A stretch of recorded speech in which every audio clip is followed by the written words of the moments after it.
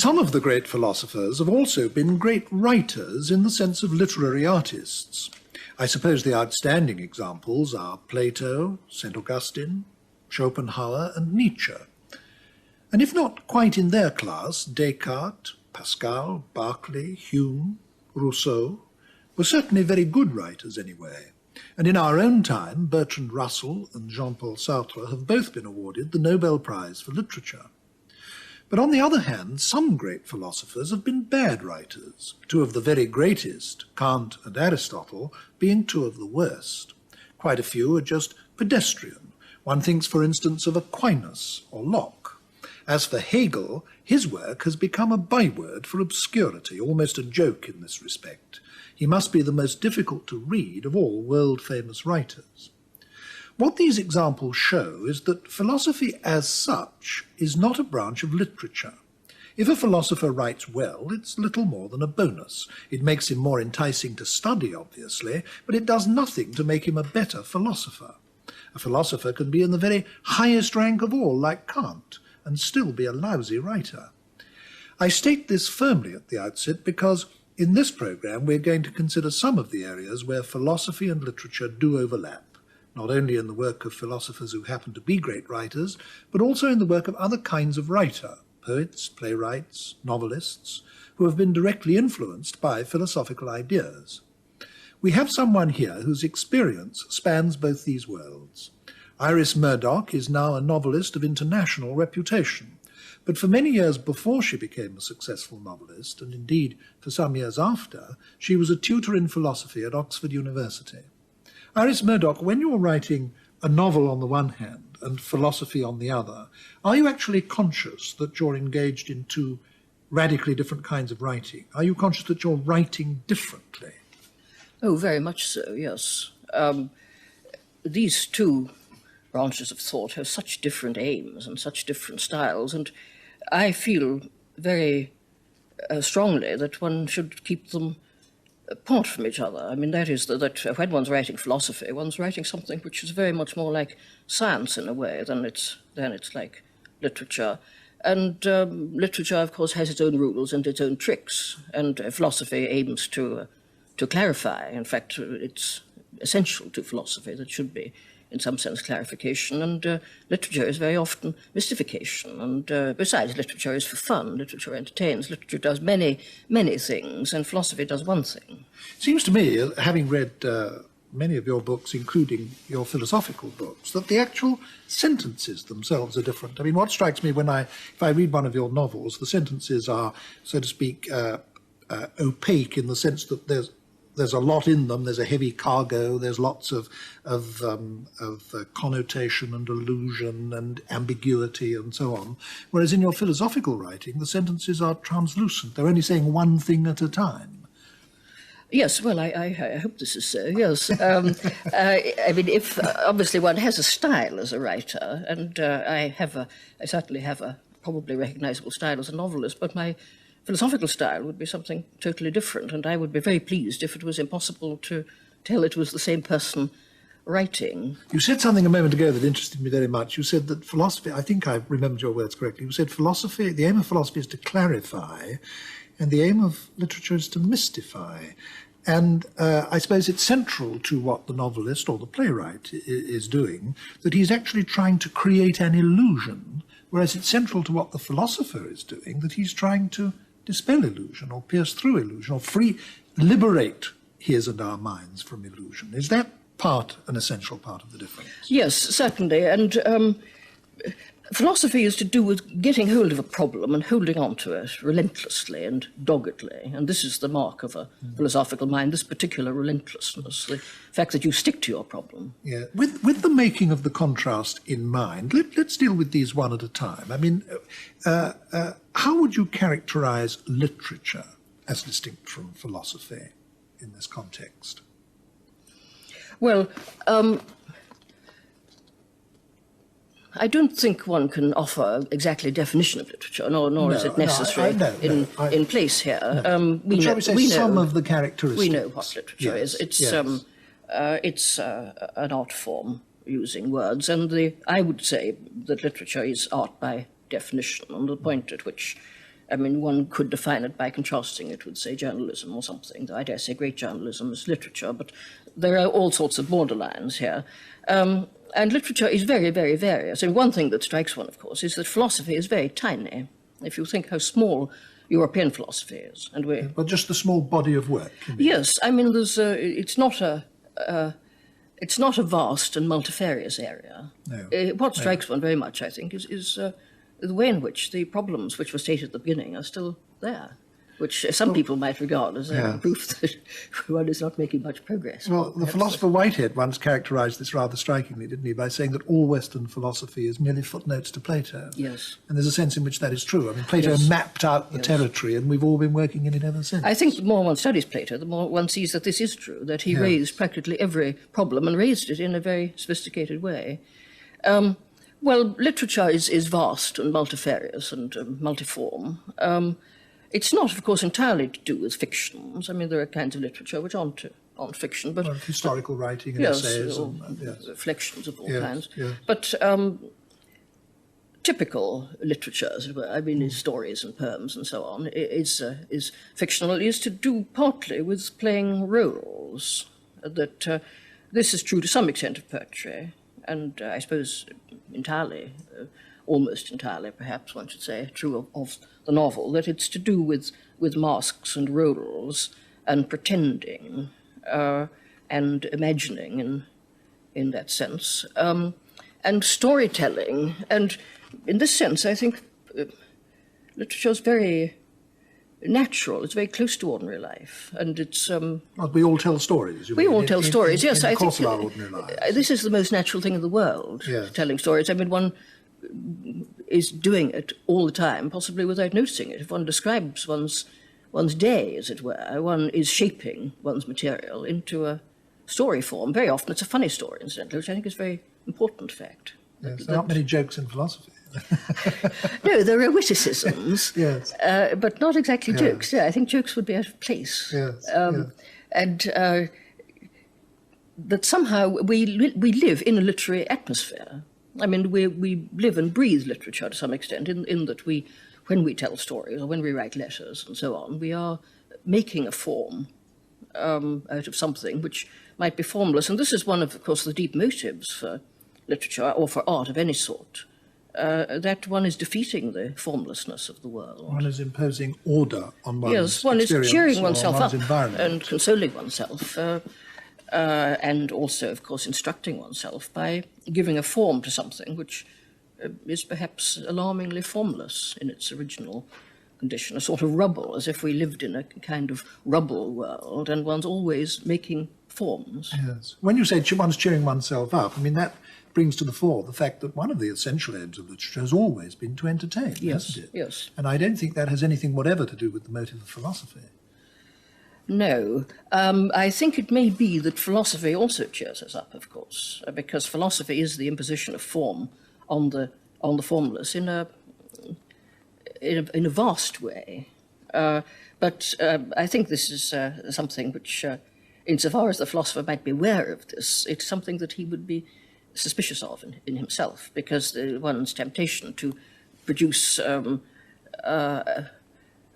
hasty form or an inappropriate form in order to console oneself. This temptation is one that the philosopher, of course, has to avoid. And I think the good philosopher is always undoing his own work. This is part of the holding on to the problem, being dogged and relentless, which would also, of course, militate against certain kinds of literary devices, because it means that one has to repeat oneself, that philosophy is repetitive, it's coming back over the same ground and breaking the form that you've made. And you've made a number of points here, especially in your characterization of literature, which by implication contrast with philosophy, but I'd like now to, as it were, draw out the contrasts explicitly. For example, you said just now that, and I think it's a striking fact about storytelling, you said that it's natural and that we all do it and it's part of everyday life, and certainly we all like being told stories.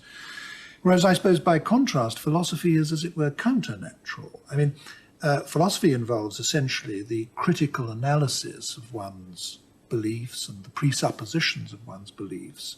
And it's very striking that people actually don't like having that done to them. None of us do. We don't like being analysed, and we don't like the assumptions on which our beliefs rest being questioned, because it makes us feel insecure and uncomfortable, and we all have a strong resistance to doing it. Yes, I think it is a very counternatural, a very unnatural activity. And when one starts doing philosophy, I mean, I notice this, of course, in teaching philosophy, that people are very reluctant to play this game, or cannot see how it's done at all to begin with, because it involves a very odd sort of standpoint. It's notoriously difficult to define philosophy, of course. If somebody doesn't know what this activity is, it's very difficult to say what it is. It's to do with conceptual structures, to do with very deep structures of belief and knowledge, to do with meaning, significance. It's partly, of course, to do with words, in the sense that it's about how language relates to the world and that sort of thing. And it's not science, and it's not art, and it's very important that it's not science, I think, don't you think? I mean, that as soon as you start doing science, you're falling right out of philosophy. It's a kind of point of view which, although the style may be scientific, the actual, what you're doing is certainly not science. It's a kind of a reflection on concepts. Yes, well, Bertrand Russell once said that it's the questions that we don't know how to answer, and I think Isaiah Berlin and other well-known contemporary philosophers also take this view. And it means looking at things which one takes for granted and suddenly seeing that they're very, very odd indeed. Yes. But the one thing that philosophy does have in common with science, I think, is that it's based on an attempt to understand the world and to understand our environment and to understand our situation in a way that doesn't consist just of expressing personal attitudes and personal views. There is an attempt to, as it were, submit oneself, and this was implicit in something you said just now, I think, to submit oneself to criteria outside oneself. In other words, you're trying to say something that is impersonally true. Yes, yes. And you said just now, I think when you were talking about the way you yourself write, you said that, and it's absolutely true, that your novel writing has a very distinctive literary personality, whereas I think you said you wouldn't mind if your philosophical writing was thought not to have any personality. Now, it strikes me that almost the most important thing about an imaginative or creative writer is this possession of a literary personality. If he hasn't got a distinctive personality in that sense, we're not interested in reading it. Whereas with philosophers, it just isn't the case. I mean, you could read all the works of Kant with great care and interest, and at the end of it have no idea what Kant was like as a human being. Yes, of course, literature is various in this respect, isn't it? That some people have a distinctive style, other people don't. I suppose it is self-expression in a way by definition. I mean, that unless you wanted to express yourself, you'd, I mean, if you didn't have this motive, you'd lack a very important motive towards this form of art. Whereas philosophy is certainly not self-expression. And philosophy, of course, is argument. And you can say, well, is the conclusion true, or is the argument valid? I found, when talking to friends of mine who may be, I mean, very intelligent and very well educated, but don't know much about philosophy, I find they often express the assumption that philosophy is a branch of literature, that a philosopher is somehow expressing a personal view of the world in the way that a poet might be or a novelist might be. And it's not always easy to explain briefly why this is not so. I suppose it's partly because these problems, philosophical problems, have histories. And each individual philosopher comes on the scene at some stage in that developing history. And if he makes a contribution at all, it's rather like the scientist. He makes it at that stage. Otherwise, there isn't one to be made, so to speak. Yes, philosophy. Philosophy is the history of philosophy in the sense that there is a development in the problems, and philosophy lives on philosophy. Very much more than art lives on art. Yes. And I think the writing of art, the writing of novels and poems engages very much more of the personality both of the writer and the reader, actually, than philosophy does. Philosophy is a much more narrowly intellectual activity. In fact, I'd go farther. I'd say that literature, to be literature at all, must move one emotionally, whereas the philosopher, like the scientist, is actually trying to exclude emotional appeal, isn't he, from his work? Yes, I mean, literature could be said to be a sort of disciplined technique for arousing certain emotions. That's certainly one of its one of the reasons why one enjoys it, and one of the reasons perhaps why it's both good for us when it's good and bad for us when it's bad. Well, we've been talking about the differences, and I think it's very important that we should stress these differences. But there are also some things in common, aren't there? I mean, I know from previous conversations with you, for example, that you think that some notion of truth, though they may be different notions of truth, are very near the centre of both. Yes. I certainly hold a particular view on the subject of what art is like and what literature is like. And this view, which wouldn't be shared by everybody by any means, would assimilate philosophy and literature just in that way. That is, I think that this may be perhaps the only important thing they have in common, but it is important that they're both connected with truth, that they're truth-seeking, truth-revealing activities in some sense, and they're both, I mean, it's always illuminating in a particular thought form to say, well, how is it criticized? What kind of critical vocabulary is directed against it? And I think that the question of truthfulness comes into criticism of literature as well as criticism of philosophy. Could you say a little more about this? Because I think this is particularly interesting. Well, that if one thinks of the kinds of things that we say about literature from a critical point of view, we often condemn it for being sentimental or for being fantastic in a bad sense. I mean, let's establish, say, a contrast between imagination and fantasy, with imagination being thought of as a good creative power, and fantasy as a sort of private self-consolation, so that fantasy is bad, imagination is good. I think both philosopher and writer have to face a conflict between imagination and fantasy in themselves. That, of course, philosophy is an imaginative activity, and if one thinks of the great philosophers, they're very often picture makers. They're people who produce enormous metaphors and pictures to explain things.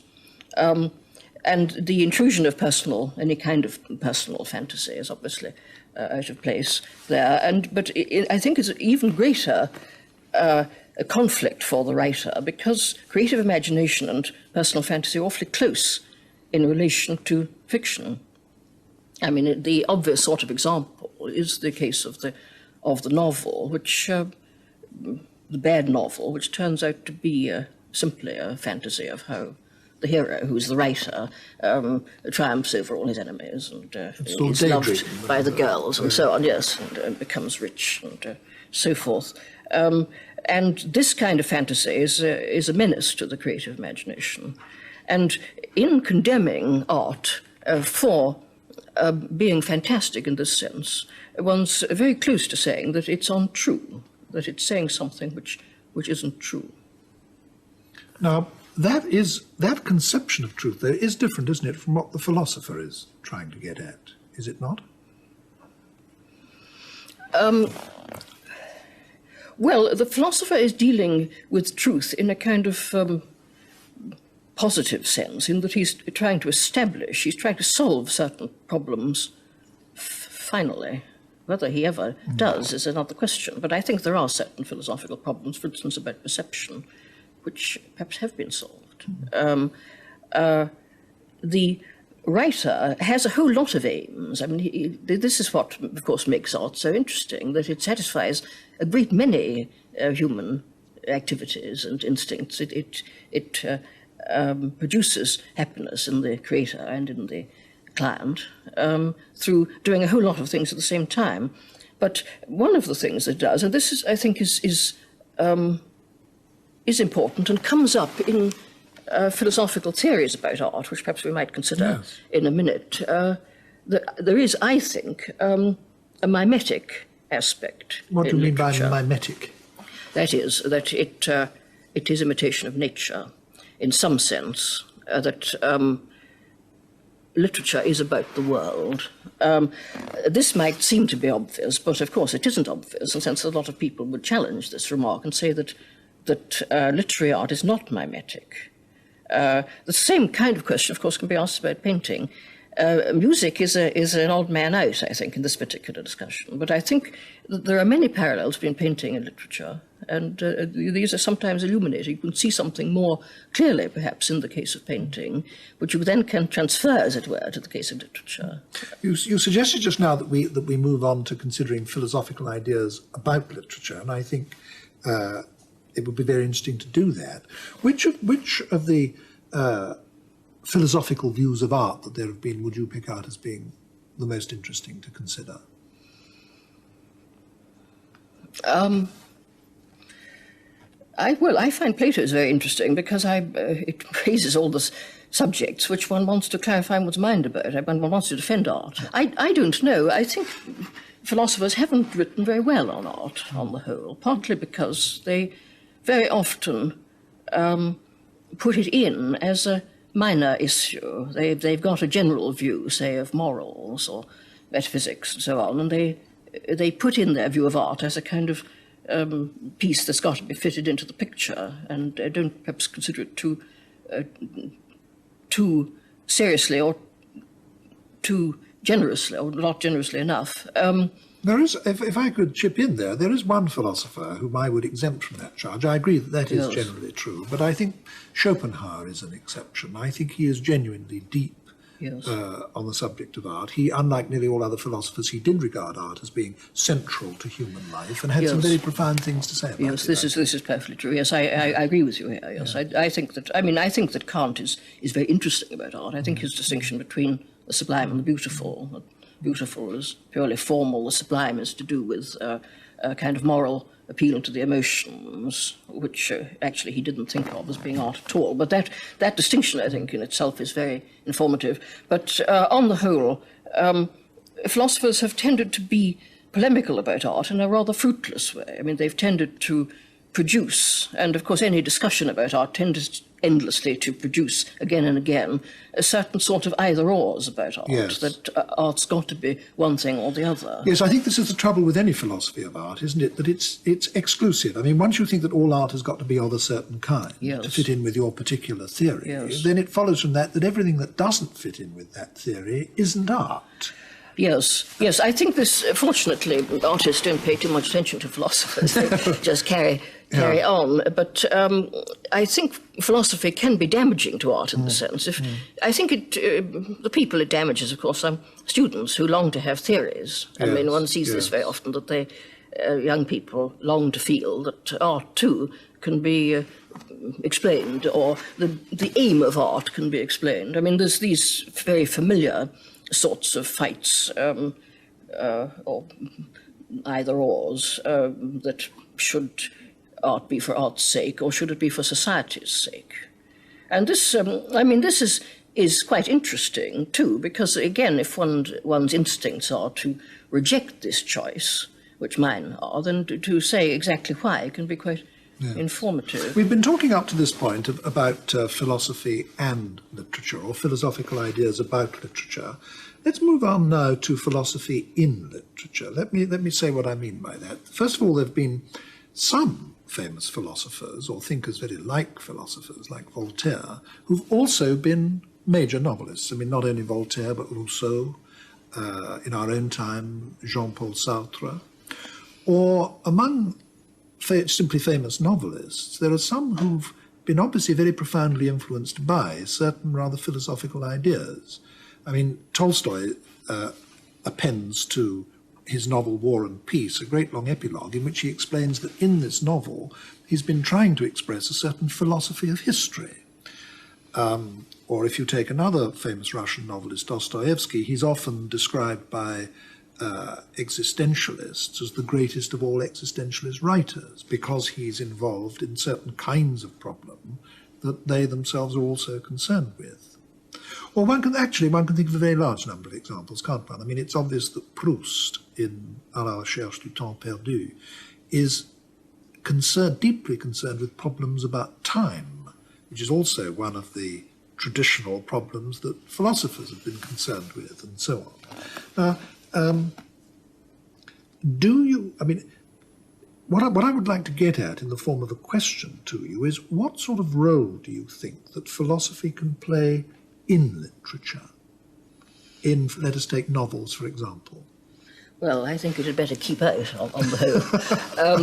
I think that people say these things about writers like Tolstoy and Dostoevsky in order to have something interesting to say about them, as it were. I mean, obviously, writers are influenced by the climate of ideas of their time, and they're likely to be educated people who know a little bit about philosophical change and so forth.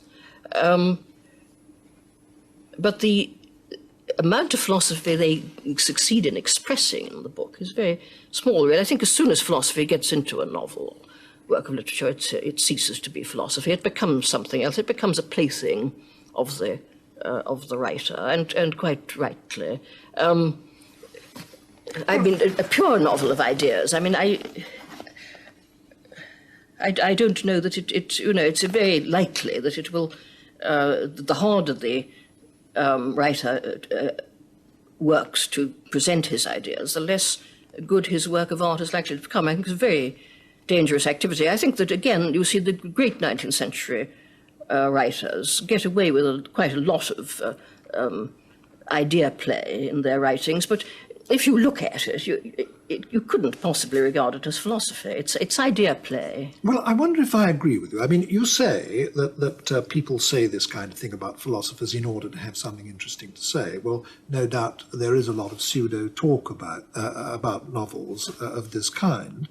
But I did mention, for example, that Tolstoy himself says in War and Peace that this is one of the things he's trying to do. Or take a major English novel like Lawrence Sterne's Tristram Shandy. I mean, not only was that directly influenced by Locke's theories about the association of ideas, but there's quite a bit about that in the novel, and in terms which obviously refer to the novel itself. In other words, Sterne was quite clearly doing something which he himself related to Locke's theory of the association of ideas. So I think there are, in fact, a number of instances of great novels, I mean, really outstanding novels, where the use of philosophical ideas is part of the structure, is part of what it's about. Yes, all right. Yes, perhaps it's just that I feel in myself such an absolute horror of putting theories as such into a book. I mean, certain philosophical ideas might... I perhaps put things about philosophy into my novels because I happen to know about philosophy. I mean, if I knew about sailing ships, I'd put sailing ships in. If I knew about hospitals, I'd put hospitals in. And in a way, as a novelist, I'd rather know about sailing ships and hospitals than about philosophy. But I don't think that, the writer necessarily knows... In fact, you think it's just material? Well, I think, Tolstoy says this, but I don't. Why should we attend to him? We read his books, don't trust the writer, trust the tale. One has to see what he's actually achieved. And I think that, I can only think of one really good philosophical novel, which is Sartre's La Nausée, which I do admire very much, which might be said to be a philosophical novel, which is demonstrating something about contingency. Interestingly, it's a philosophical subject which is very close to the novelist's art. I mean, there's a kind of a good marriage there, as it were, between the novelist's art and the subject. Well, let's take that, shall we? Jean-Paul Sartre's La Nausée. I mean, I agree with you. I think it's a magnificent book, but surely it also articulates a philosophical theory. In fact, my introduction to existentialism, so to speak, was reading that novel, and I thought that that novel actually expressed an existentialist view, and it's rather marvellous. I mean, in the form of a work of fiction. It may well be, as you say, unique, but the fact that it exists at all shows that it can be done, doesn't it? Yes. Yes, you seem to be driving me to say something. I not to say. Yes, I think there's a genuine difference of opinion between you and me, Iris, yes. which we simply may not be able to resolve in this discussion. But you, it seems to me, are trying to say that philosophy as such has no place in imaginative writing, except insofar as it can simply be material, like anything else can be material. Whereas I think I want to say that there are really a number of exceptions to this, and that some major novels do make use of philosophical ideas, not just as material in that sense, but in ways which inform the book. Yes, I mean, this is perhaps just a matter of degree. Obviously, there are things to do with the ideas current at the time, climate of ideas and so on, which give a certain flavour to novels written at a certain time, and incidentally, which make it possible to write in one way at one time and impossible to write in that way at another time. But I think one speaking rather loosely, I think existentialism may be something of a special case here, because it is a rather literary philosophy. It emphasizes all sorts of things to do with the human predicament. And Sartre's marvelous philosophical work, L'être et le néant, is sort of full of pictures and conversations, as it were. It's true of Hegel, too, actually, that there's an awful lot of amusement and literary stuff, as it were, in both Hegel and in Sartre. And this is interesting. This has something to do with the rather dramatic form of the thought in the philosophy itself, that there's some kind of drama which can be exhibited.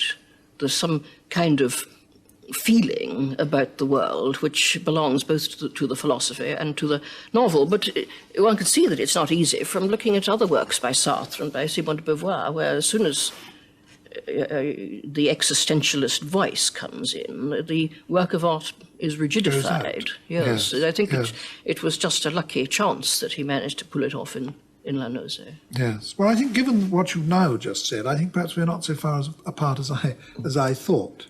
Let me raise another kind of question with you, which again, you as a practitioner of both philosophy and novel writing are almost uniquely well placed to answer. One of the outstanding features of philosophy in the 20th century, especially in the Anglo-Saxon world, has been a completely new kind of concern with language, hasn't it? And self-consciousness about language. And this has resulted, among other things, in a sort of very refined and scrupulous use of words and concepts and so on. Do you think that, I mean, in the case of somebody like yourself who trained as a philosopher and then became a novelist, do you think that has in any way entered into the way you write novels or affected the way you write novels? No, I don't think so. I mean, I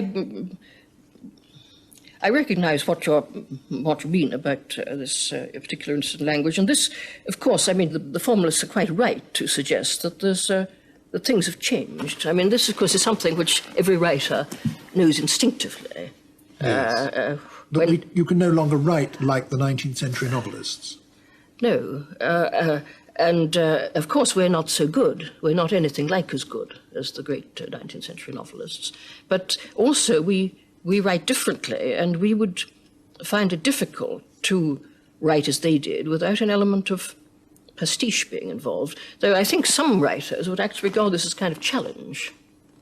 Why can't you write in the way that... Well, this is a very interesting question. I don't know. I mean, I can't exactly answer that question. I mean, the obvious differences one has in mind here, of course, are things to do with the standpoint of the writer and the sense in which the way in which he inhabits the consciousness of his characters, his relation to his characters in this sense. I think, I mean, perhaps something one might say in a minute is that, of course, the author's relation to his characters reveals a great deal about the author's moral standpoint anyway.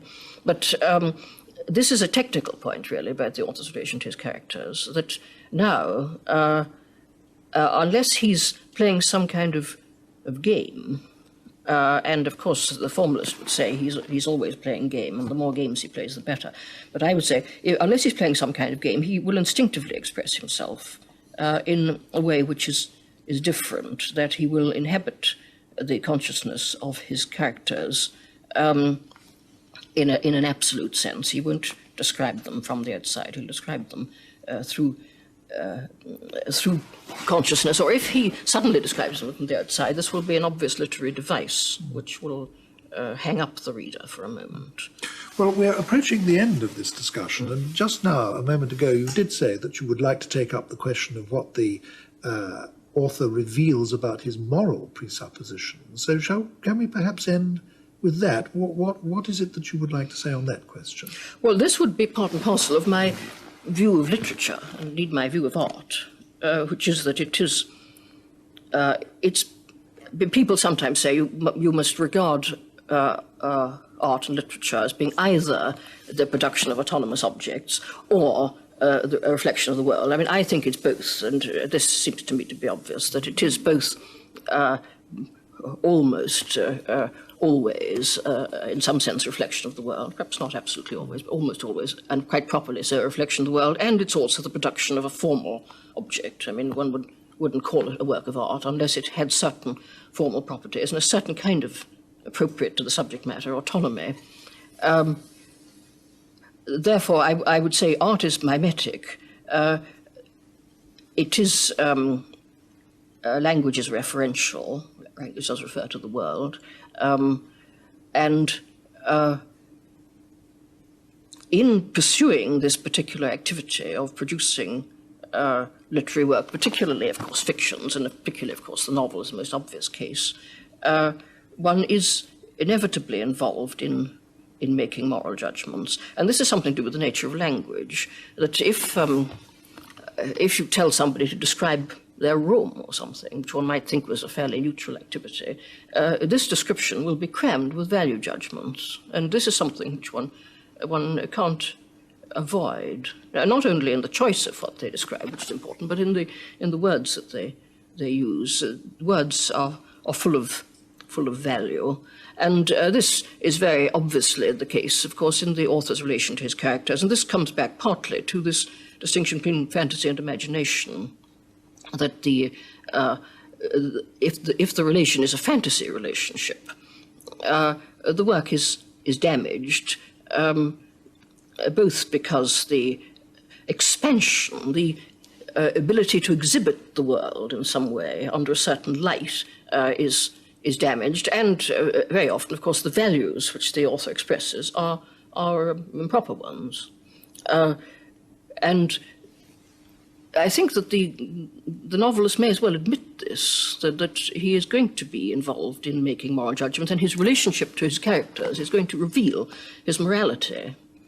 So that there is a kind of moral challenge involved in art, both because of at a prior stage, in the self-discipline of the artist, expelling fantasy and looking at things other than himself, which I think art is very much concerned with, removing a veil of fantasy, which normally perhaps wraps one's head as one gazes at the world, and looking at the world without this fantastic cover, that the artist is concerned to see what is other than himself, and in a sense to respect it, and to have the self-discipline to check the rushes of fantasy to which he may be subject. This is the work of imagination then creates a kind of space, and one does have a kind of feeling of imaginative space in great works of art, as if one was standing in a big hall or something. And at the prior level, he has to do this, and at a secondary level, when he's actually creating the work, he will find that he has to judge his characters, and he has a way to take sides. And this can be done, of course, in many, many ways. And, of course, ambiguity and mystification and so on come into this. And the author, who, of course, is enjoying himself all the time, as well as giving pleasure, perhaps, to the reader, or aiming to entertain or even instruct the reader, the author can play all sorts of mystifying games with the way in which he reveals his characters. I mean, Henry James is full of such games, for instance. But the revelation is there, and the judgment is there. And of course, what the author is doing all the time he's doing that is largely unconsciously revealing himself. Yes, yes, and this, of course, the unconscious self-revelation is at its most obvious in bad art. And I think, I mean, to stick to this question about literature and the world, I think that the writer is engaged over a very, very large area of his personality in his writing, and that the writing and the work of art is judged against the background of the real world, and by the real world, I mean the common sense real world, not some kind of recherche real world, which would need special implements to discover, but the world which we take to be real in ordinary life and in common sense. Does this mean that imaginative writing must, although it's imaginative, be rooted in some kind of respect for things as they are and acceptance of things as they are? Yes, I think so. Yes, I think that this, I mean, one can play with this idea in relation to painting. And as I said, very often painting shows you something about literature that someone might say, well, obviously painting isn't always mimetic. What about abstract painting? Well, yes, certainly. But I think it's very difficult to judge abstract painting, actually, and I think a lot of funny stuff is appearing now, which perhaps might be very difficult to justify but in any clear critical vocabulary. But I mean, one works at a critical vocabulary while one works at an art. The critic and the artist have a kind of natural organic relationship, but the abstract painting lives in a world which isn't abstract painting, and it's connected with that world in deep ways. And obviously one can distinguish between a good abstract painting and a bad abstract painting, and this is something to do with the real world. Hard to explain, perhaps, but it's there, and it's very much more obvious and simple, of course, in the case of a novel, where ideas of plausibility and implausibility and fantasy and so on. Do you think that this acceptance of reality implies something conservative with a small c? I'm not talking in terms that relate at all to party politics, but to temperament. Do you think this acceptance of reality as it is implies some kind of conservatism of outlook on the part of an artist? It's an interesting point, yes. I'm not sure. I mean, to try to illustrate perhaps more clearly just to myself this thing about common sense being involved. There are philosophical ideas which sometimes get picked up by writers. For instance, the whole collection of ideas connected with the self not being a kind of unitary object, the self being fragmentary and so on. And this is an idea which a lot of writers, of course, play with, but the force of their play takes place in a world where we normally take the self to be continuous.